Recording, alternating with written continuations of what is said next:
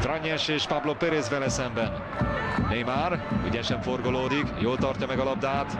Iniesta, Peudo Suárez felé, jön Cuéllar, ott az üres kapu, Messi fejjel és beakad a labda. A 12. percben Messi góljával megszerzi a vezetést a Barcelona. Idénybeli 25. gólját jegyzi Lionel Messi. Letámadják a játékvezetőt a hioniak. A bíró nem foglalkozik velük.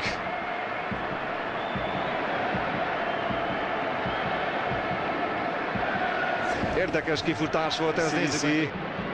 Ott van Iniesta mellette. Jól kapja Iniesta, maga elé húzza, át a túloldalra. Jön Suárez és berúgja. 2-0. Nek ajánlja ezt a gólt Suárez, ahogy megígérte. Egy ilyen betegségben szenvedő kislánnyal találkozott néhány nappal ezelőtt.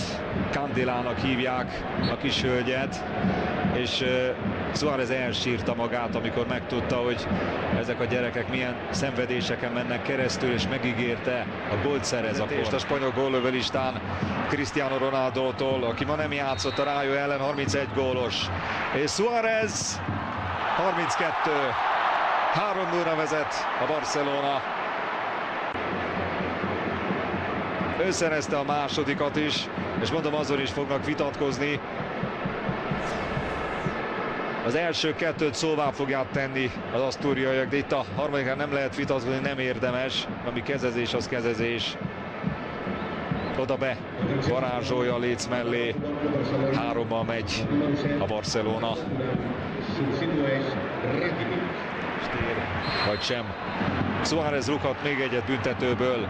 Suárez berúgja ezt is. Cristiano Ronaldót. Megy a harc az aranycipőért. Is. Cuéllar most elment a másik irányba. Meg volt róla győződve, hogy Suárez ugyanoda fogja rúgni.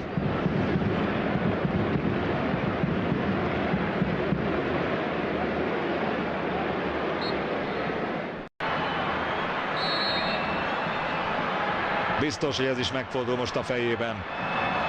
Neymar fut neki, megáll, Neymar! Szerencséje volt. Itt az 5. Összejön neki a gól, megdolgozott érte, azt kell mondanom. 5-0.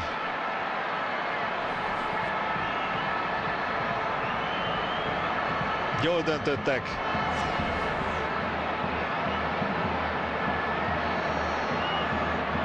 A kollégák, Messi és meccset játszott.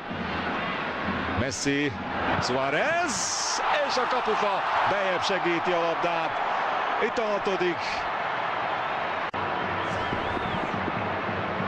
Nagyon megszórja a Barcelona Sportingot. Suárez kéri a labdát, nem igazítja, hanem küldi oda a rövid sarok felé, és a kapufa a labdát bejebb segíti. Még egy gólpassz Messi neve mellett.